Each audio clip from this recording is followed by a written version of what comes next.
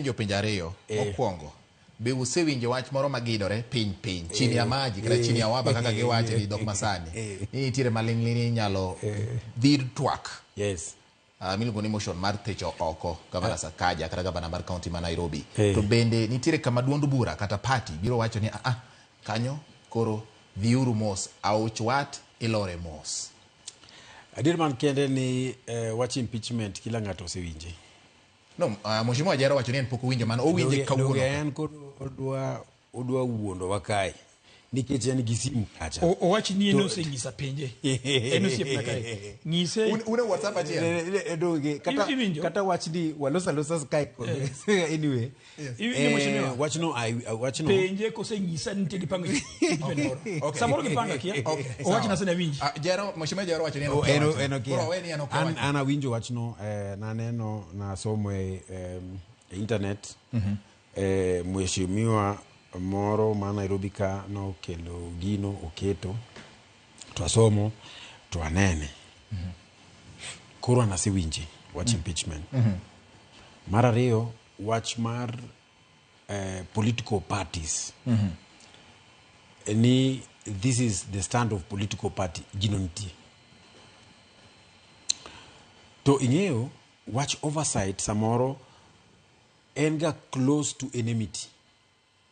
Actually, ko kiriek maber, inyalo wacho ni bwana ni okodwara.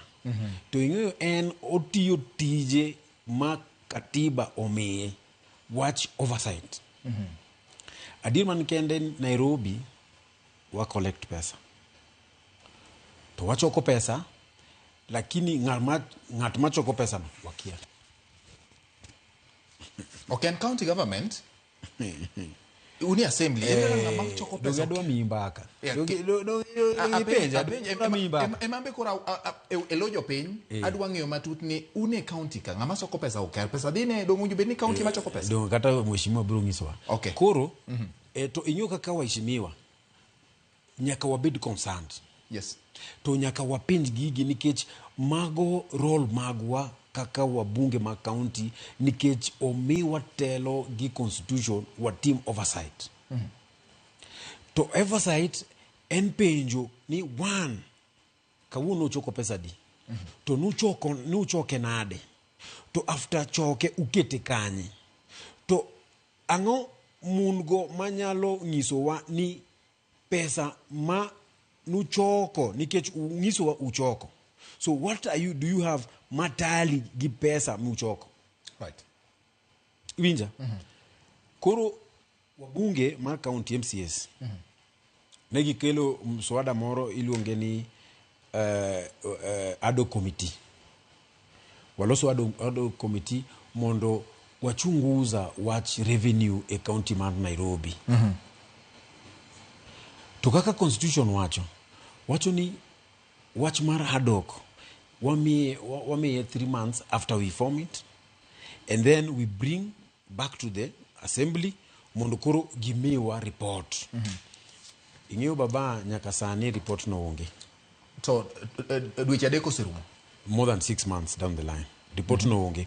Koro to wabunge, that is one failure of us kaka MCS. Nikech nyaka wang'e gik moko matimre Nairobi. Ing'eyo wacho ni ati koro gik moko we have a lot of peace to gik moko matin be timre, lakini nyaka wapenjwa to ka ni mibadhi moro nitie county ka wasefwenyo mibadhi gi pok wafwenyo. Iwinja? Koro adier ni oversight maber Nairobi to onge. Watemo hiyo anachako statement kae ni watemo lakini podi gik moko timang'o odure gik moko dure kae koro goja no zitieko baba koro koro ing'eyo every coin has various sides. Yes. Side moro dhi maber, side moro mar oversight mar MCS to mano kwa team mano to adier mochung' kama Ang'o ma mono utimo? To mane tich dongo maduong' watemo lakini gik moko duro nikech nitie party positions be. Okay. Party positions be nitie. Koro ni unudhi sana. Ni weyu gino nikech koro ka constitution umiwa ni un gi right ma loso ad hoc committee. Waloso ad hoc committee. Bang' loso ad hoc committee, sheria wacho ni after 3 months ukel report. Aya, ka ok ukel report uduoge e assembly mondo ukwa time moro matin. Omewa 2 weeks. Nyaka kawuono 6 months. Wakia gino. To ing'eyo wachni ok en wach mar governor. Nikech governor ok chok pesa. Kwani governor choko pesa? Donge nitie revenue department machoko pesa ka executive kanyo. Koro revenue department ni okodwa collaborate gi MCAs mondo gimiwa report matali. Wang'eyo server mar gini uketo wacho ni utimo ga billing pile. Server ni kanye? Kata sani kipenjo mheshimiwa kae okia server ni kanye? Wakia kaka MCAs. Awabro penji samoro ng'eyo. Okia. Aya, report ni nulose. Yes. To usetable report ni. Kuro what is the reason ma poku table report ni? Iyo ang'isi gimoro osiepna. Yes. Country ni Kenya ni en country maber kabisa. Kabisa. Kendo wan gi chik maber kabisa. Lakini wan gi shida achiel mar selfish leaders. Joma oherore kendgi. Gimoro moro kineno idwe kao iketi. Gimoro moro kineno idwe kao iketi. Wach mar wananchi leaders gi oriwo nyaka un. Donge awacho nyaka an. Koro nyaka wabed a bit different. Wacho ni wadwa watakol issue mar wananchi. Okay. To issue mar wananchi nango kaka sani 60 years after independent in a country marwa. Yes. Podi waonge siwa system.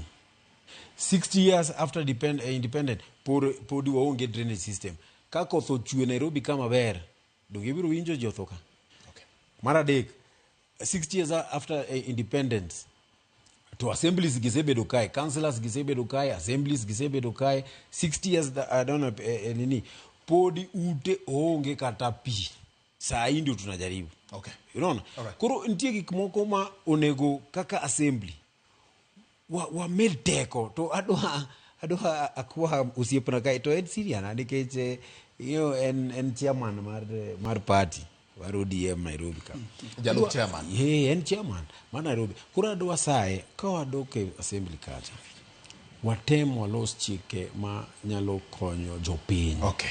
To walok gik moko. Right. Mondo wafweny kata dafni ma county mar Nairobi wachoke nade. Okay. To systems ni nade nikech nyaka sani wakia mana adier makende. All right. Mheshimiwa